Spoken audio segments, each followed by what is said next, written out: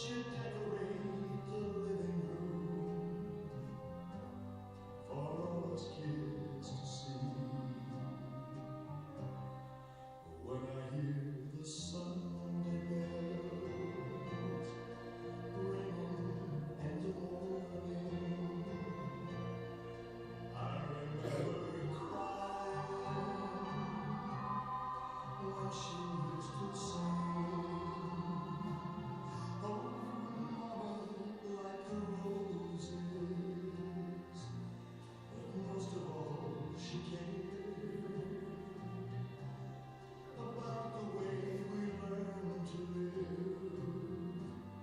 and that we celebrate.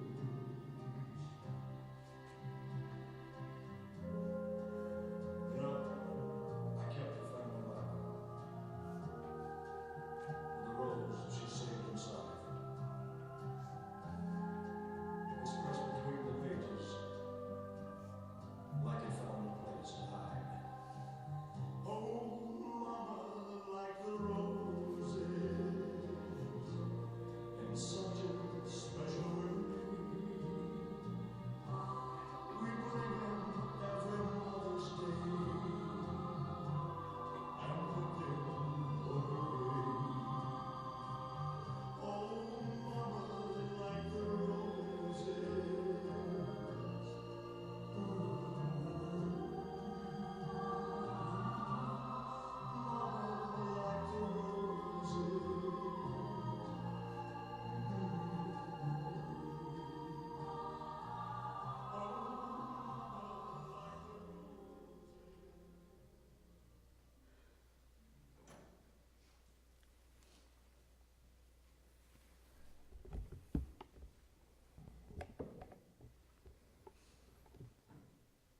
We light this candle for our love.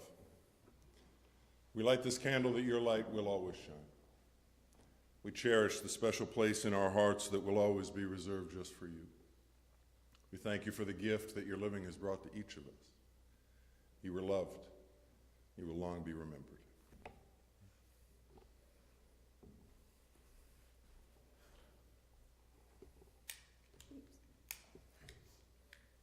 There you go.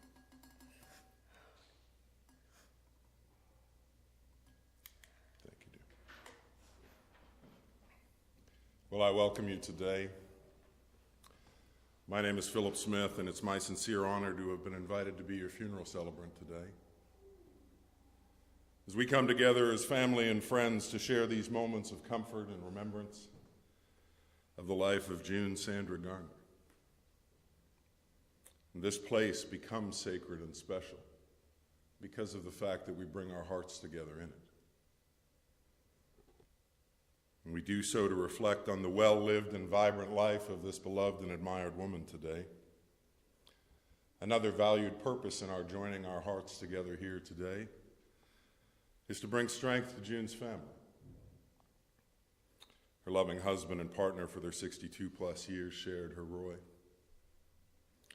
Her loving son Dan and his wife Bonnie. Loving son Larry.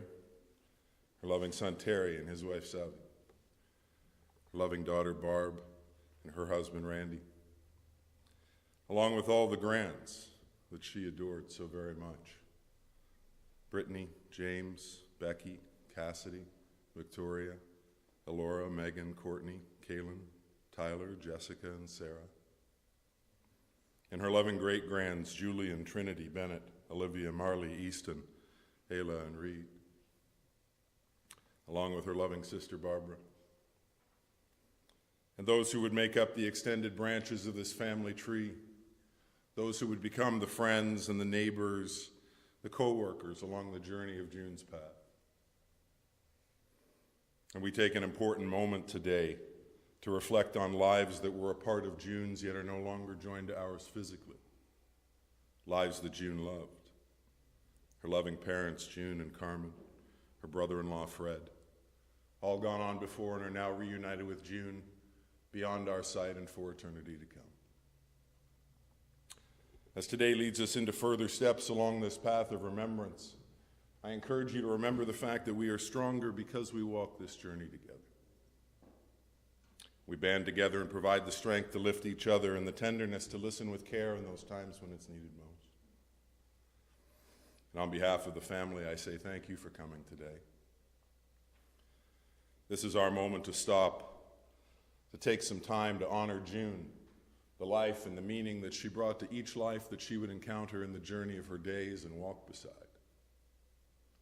We're here today to hear the stories, to better understand the values that would allow her to love and care for this family and those who supported her life for some 81 vibrant and full years. And as we gather today, we demonstrate our care of them today as well. Hopefully not only in this moment, but as the family will journey forward into their days ahead, continue your support. Continue to let them know that this life is valued and loved by your own, and they are as well. The author Shannon L. Adler penned these words. She said, "Carve your name on hearts, not tombstones. A legacy is etched into the minds of others in the stories that they share about you." And June would do just that. She would live this life that she was given to see her etched into the hearts and minds of each one that would share the journey of her days alongside them. And for some, those who have shared a name and a lifetime of June's love and care, the memories are laden into your hearts and minds as though put there by some master craftsman with finely honed tools to leave a sharp and indelible impression in your hearts for years to come yet. And for the majority of us who have not shared the fullness of a lifetime with June, yet even in the time we have been given, we can feel the warmth of that impression in our own lives as well, and we will carry that memory forward. An impression that you will hold for the duration of your days. And so today, as we move forward together, there may be tears. We welcome them. Yet we also leave room for laughter. And the joy that June cherished in each of her days as we come together not simply to remember her passing here today, but more importantly, to celebrate her life together. And as we begin today, I'm going to invite one of those special voices that was able to share in the love of June over a lifetime to come and share his thoughts of his mother with us today. Terry, would you come?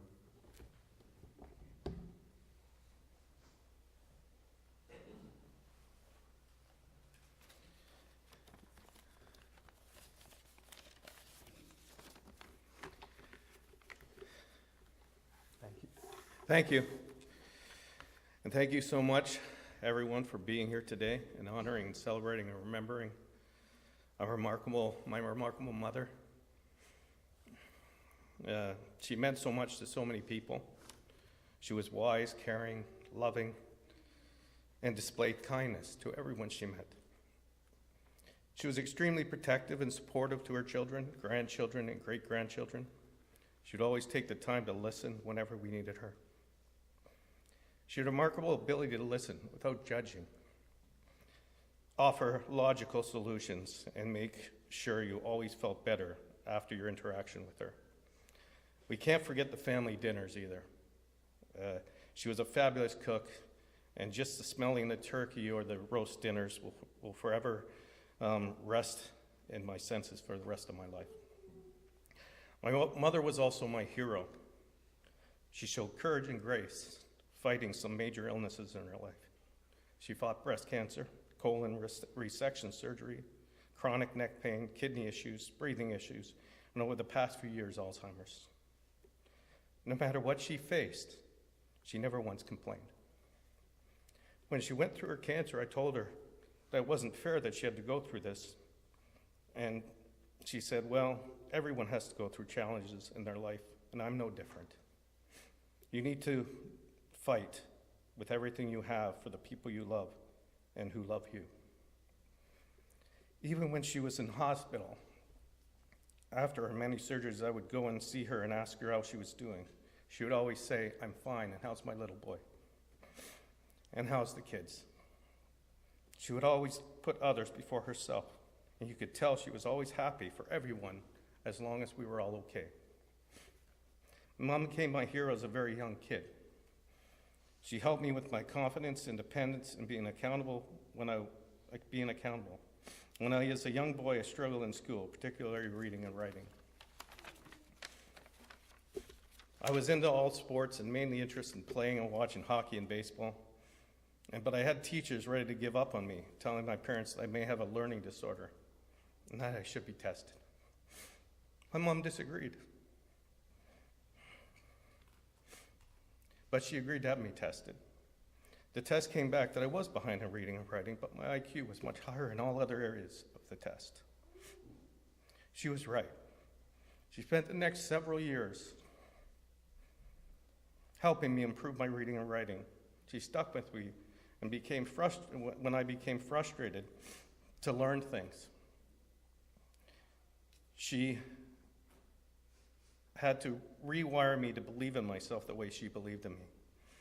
And one day when my confidence was at all-time low, my mother gave me a hockey magazine and said, "Read this." She asked me to read it, and I did, and later asked me how I enjoyed the magazine. With excitement, I started to talk about the players I read about and all the accomplishments and stats that were in the magazine. She said, "See, you can read. And when you have an interest in something, you will read and comprehend and excel at whatever you like." I started to read about all things. It really fascinated me. She helped give me the confidence I needed and went on to graduate from both college and university. Today I have a passion for reading and understand the value of learning to learn. This was her message that will always be with me forever. You may not use or remember everything you read. You should say, but you will open up your imagination. With that, your potential to be with whatever you want to be in life. As I grew older and started my own family, my mother was always there to support and listen to me.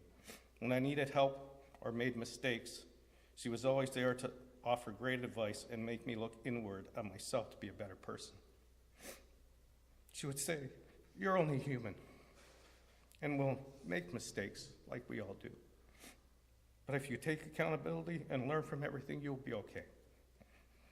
Through perseverance and following her advice, these tough times passed, and I tried to remain humble and kind. This made me more at peace with myself in all aspects of my life. As my kids got older, we were fortunate to spend more time with my mother, their grandmother, at my sister's house for Christmas and Thanksgiving, our cottage in Halliburton, trips to the Caribbean with my Aunt Barb, and myself in Florida. These have left very fond memories for myself and my wife, Chris, my ex-wife, Sari, and my daughters that we will cherish forever. I will forever miss how she would walk in a room and light it up with a smile that would bring such joy to all her grandchildren that adored her. Over the last few years, things became difficult with my mom as was diagnosed with Alzheimer's. As it was hard for all of us to process as we saw her beautiful, intelligent mother and grandmother become a different person. She started to change physically and no longer remember who we were. However, she always remained kind and seemed happy to see us. Her grandchildren and her great-grandchildren, she would still smile and get excited when they arrived to see her. These are also times I will cherish for the rest of my life. I would like to acknowledge my dad.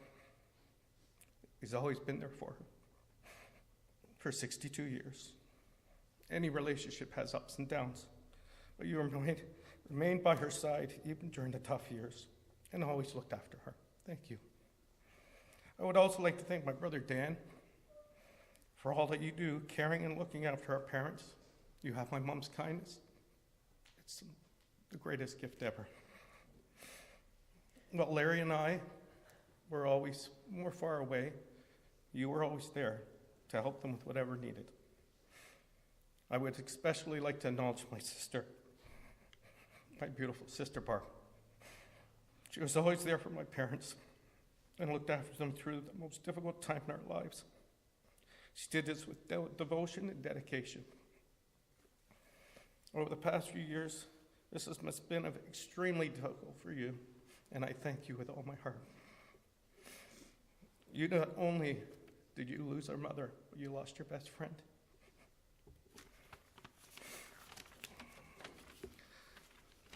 Barb, we love you with all my heart, and I also want to acknowledge and thank Randy for being there beside Barb's side and the children. You guys have been awesome for Grandma and our family. Thank you very much. I love you, Mom. You'll forever be in my heart and rest in paradise. Love you.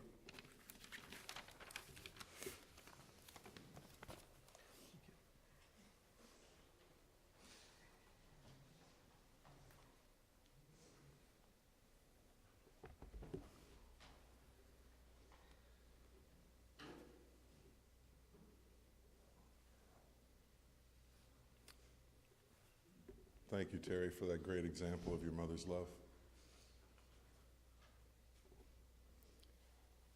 I've had the honor of serving as a funeral celebrant for many families over my years. I know I don't look that old. Some are far too young. And some have roamed well beyond young. Some have died after a long and eventful life, and some before their full stories could ever be told. But no matter the cause or the circumstance, each person has an arc to their life, a theme or a thought that we can see in our mind's eye as we think about them. Perhaps even a phrase that can help us picture them in time.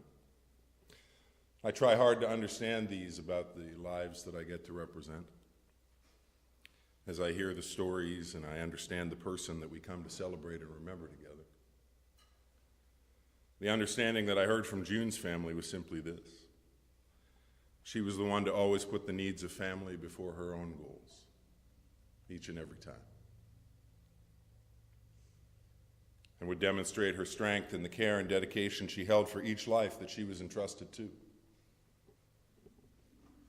And from the earliest moments when she would find herself welcomed to the loving arms of her mother June and her father Carmen.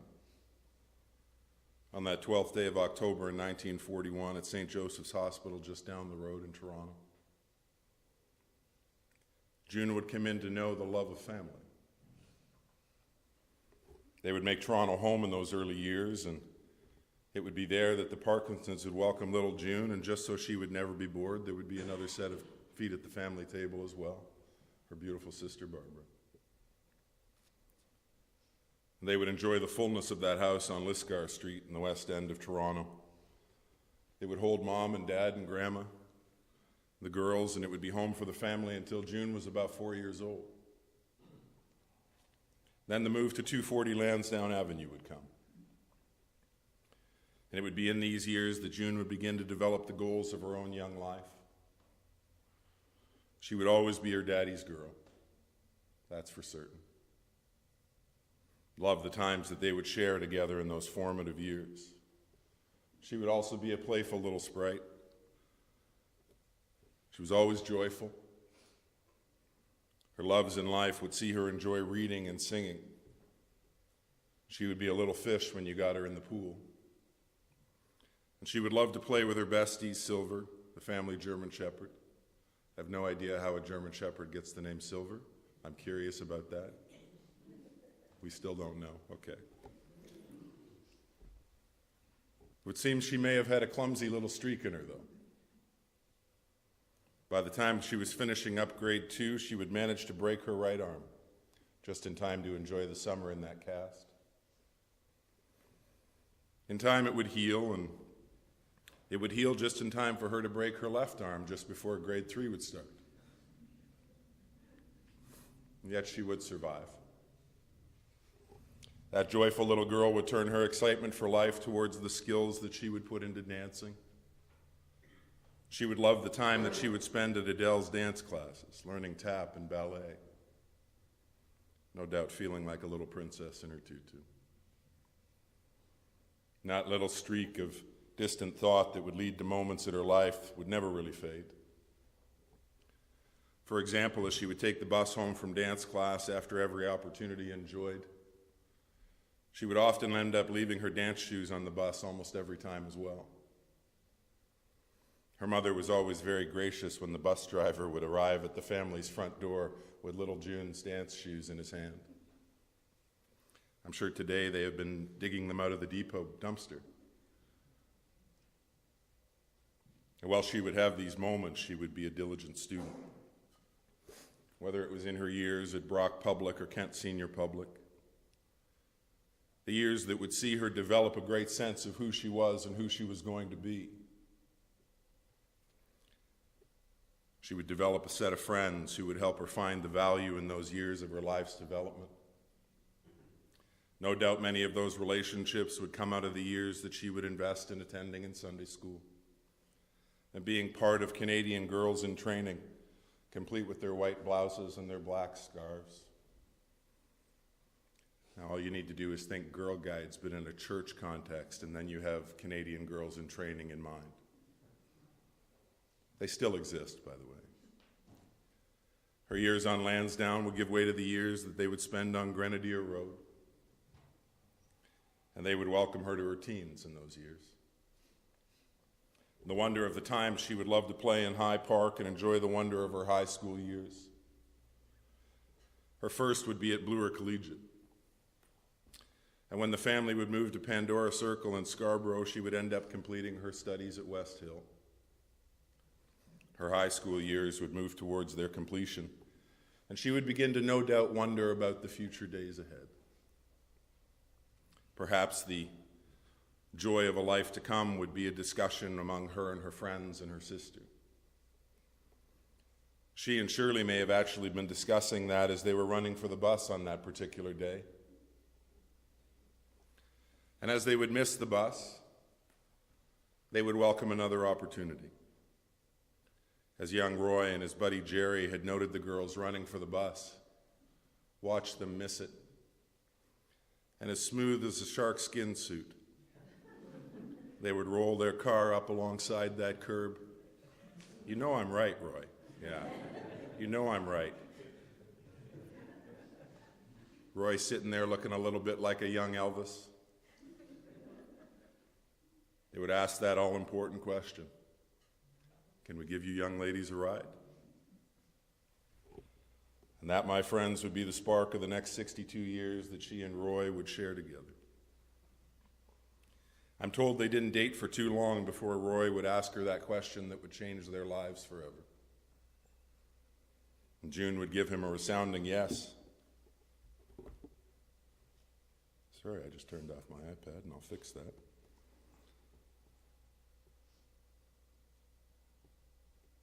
Sorry, guys.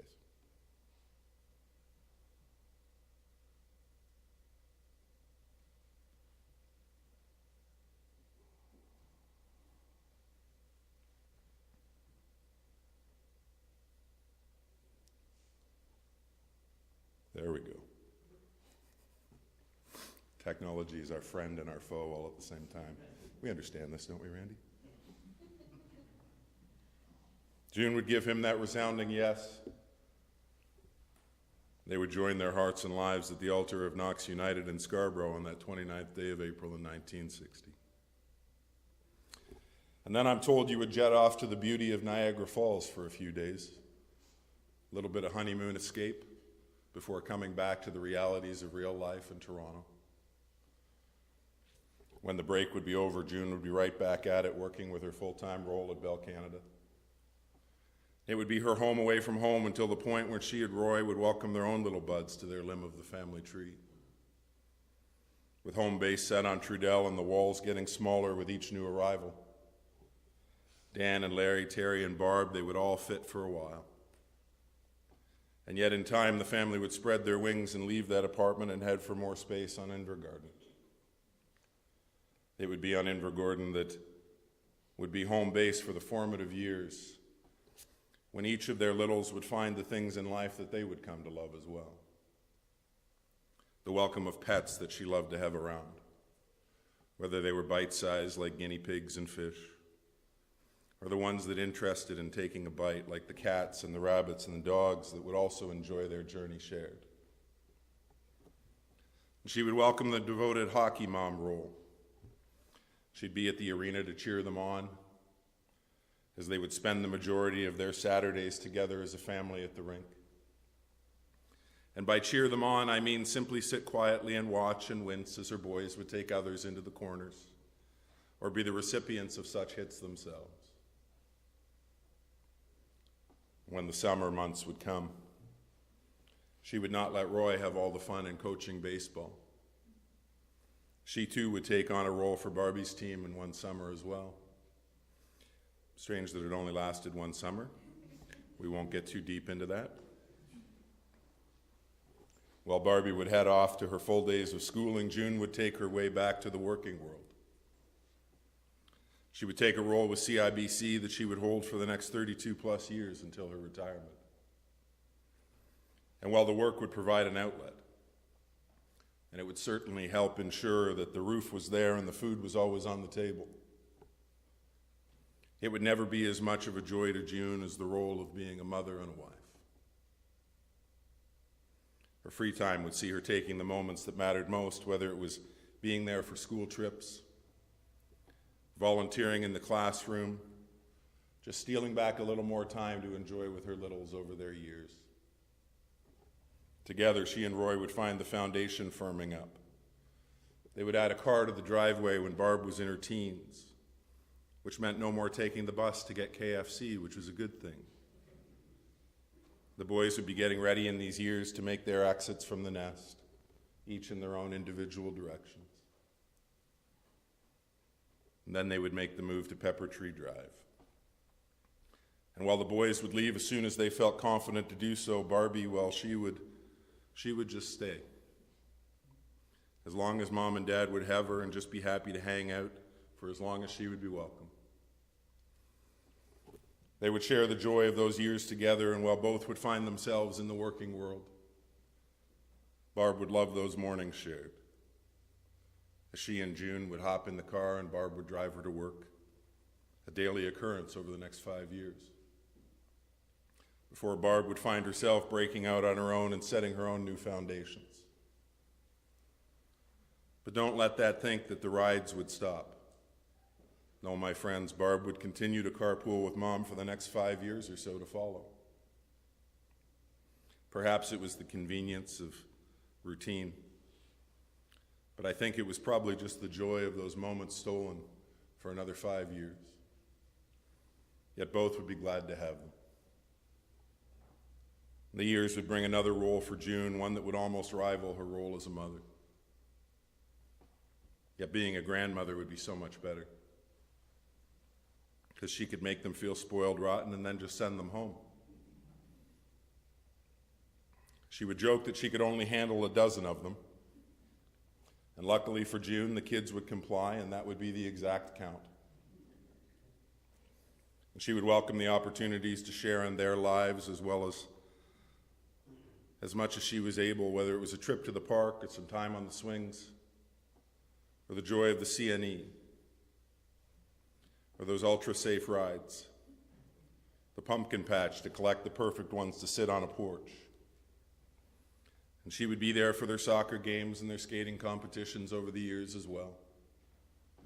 Would even sit through everyone else's kids just to see her own prodigies at their recitals. The joy of family gathering, whether it was for Christmas or Easter or a wonderful Thanksgiving meal. June and Roy would pull out all the stops over the years. Would open their home and their hearts to welcome each of those lives that they treasured as their own. She would ensure that the house was as festive as any could ever be. With the Christmas lights covering the outside, her tree perfectly trimmed to her exacting specifications. Decorations taking pride of place in every single corner she could find to put one. And she would start the shopping in October, and with each gift chosen would come that ounce of love that she would add just to enhance the magic of the day. Her wrapping would be second to none, I'm told. Barb told me that even in later years, June would wrap 5 gifts perfectly for her one imperfect gift. And the baking was always on point. Her selection of cookies made for each Christmas season. No doubt family favorites, to be certain, the joy of her shortbread or her butterballs. We can't forget the nutty fingers with their perfect layer of chocolate. And every time, and even in time, as Barb and Randy would begin to open their doors for Christmas each year and take the burden off June, she would still bring all that joy and festiveness to their place as well. Her love of those moments would spill out to so much of her life, though. Whether it was the joy of time shared with her friends, the Tuesday bingo games that she and Kathy would enjoy in Pickering together, for decades shared now, a friendship enjoyed for some 40-plus years. Or the enjoyment she would find in working in her garden over the years. Each new season an opportunity for she and Roy to bring that little piece of paradise to life for another season. Her flowers and plants a love letter to nature and her neighbors as she would seek to bring beauty to that space. And she would not just share her heart and her possessions with her family, but she would also welcome the canvassers that would come to the door. Much to Roy's displeasure. In time, she would usually have given them something towards their cause by the time they had left. That gentle and caring heart not wanting to disappoint or turn them away. So in time, over the years, she would end up supporting the police and Heart and Stroke and Sunnybrook and the Humane Society. All causes she would believe in and feel gratitude for having been able to help, no doubt. She would love to enjoy a good meal, complete with no gravy or condiments or salad dressing or ketchup for her mac and cheese, no extra flavors at all. June's meals had to be as bland as virtually possible. Thank you very much, because that was the way June liked it. And while she wasn't as keen on the extras for her own meal, she would always ensure that you had what you desired. Danny would even get his own fruit cocktail each Christmas, and June would love making it for him. She would love a good book. She'd be a voracious reader over the years. Would usually enjoy them beside Roy as he enjoyed the hockey game. She would get lost in the pages of wonder that would open up before her and still share in the time beside the man that she valued and loved. Her years of snacking on fig Newtons and Fresca would be long gone. But she would still hold on to the times that she would share with Barb every 6 weeks. As they would find themselves getting their hair done together and then spend some time shopping before a wonderful dinner together and another day of memories made, cherished, and treasured. And it would be time that each would look forward to, not simply to freshen up their roots, but to simply be mother and daughter and enjoy the journey shared. And she would actually enjoy many journeys alongside the family over the years as well. Spots like Disney and the Bahamas, Cuba, and Vegas. They would all bring June the joy of time shared and the joy of the sun and the sand, combined with a new casino that she might pop her head into and enjoy for a moment or two. She would welcome the music she loved to keep her company during her days. The country vibe would be her go-to, the likes of Ricky Nelson, Alan Jackson, Brooks and Dunn. They would all compete for space in her ears. They would set her feet to dancing. But if you wanted to see her smile, you just needed to put on anything by the King and she would be in her happy place. We heard a favorite earlier in our time together, Mama Loved the Roses. It'd be one of her favorites along with so many more in that catalog. My friends, the journey of 81 years is no small feat.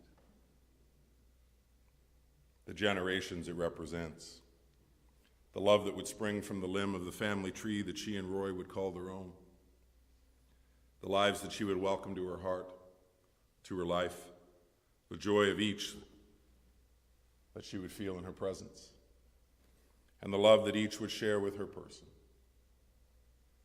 These would be the strengths that June would find within her days to help her keep moving forward each and every day. 4 children, 12 grands, 8 great-grands, and I have no doubt more to come as well. And each new life bears the mark of her love, her care, her attention, and the joy of having been able to share the journey of these days by their sides. And yet, that would be the core of her heart, wouldn't it? To help those that she held there and whose love she had shared and valued so very much over the journey. No matter the need, if she was able, she would do all that you had asked and more. Whether it was the simplicity of a hug when you needed to feel full of her love, or the wisdom of her advice in a moment when you weren't sure, the welcome of her ear to listen and hold your trust for as long as needed, or just the knowledge that you were a priority in her years shared, and she would have not wanted it any other way.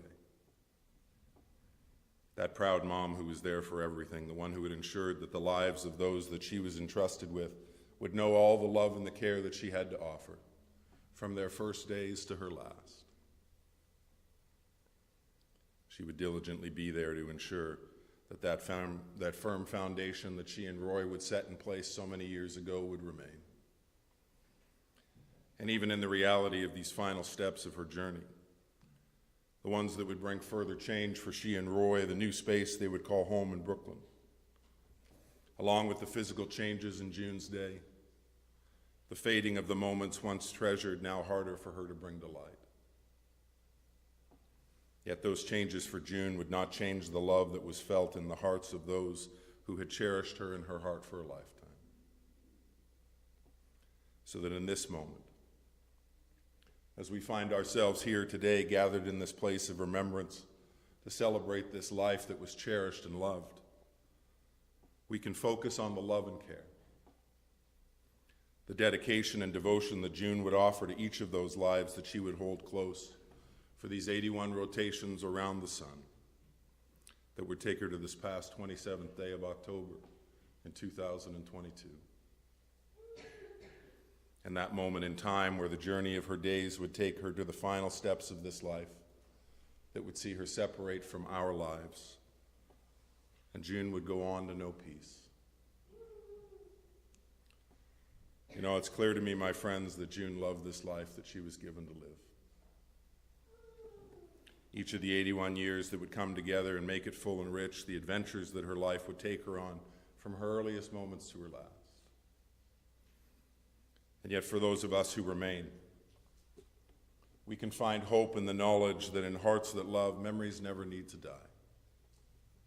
And June can live long into our hearts and minds and our memories and remain there fresh and vibrant, bringing her beauty and her love throughout your days to come, as well as all you need to do is hold those moments shared.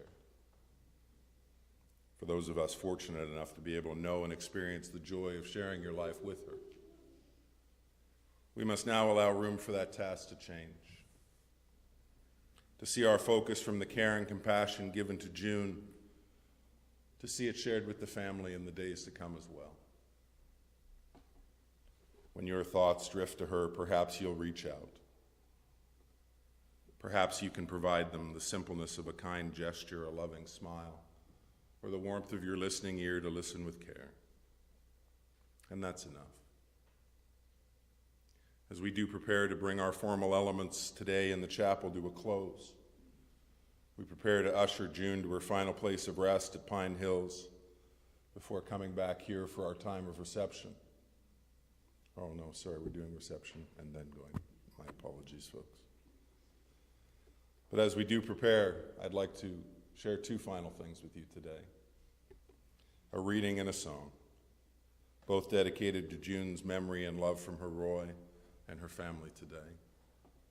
The poet writes these words: "Should you go first and I remain to walk this road alone, I'll live in memory's garden, dear, with happy days we've known. In spring I'll wait for roses red when faded the lilacs blue. In early fall when brown leaves fall, I'll catch a glimpse of you. Should you go first and I remain for battle to be fought, each thing you've touched along the way will be a hallowed spot.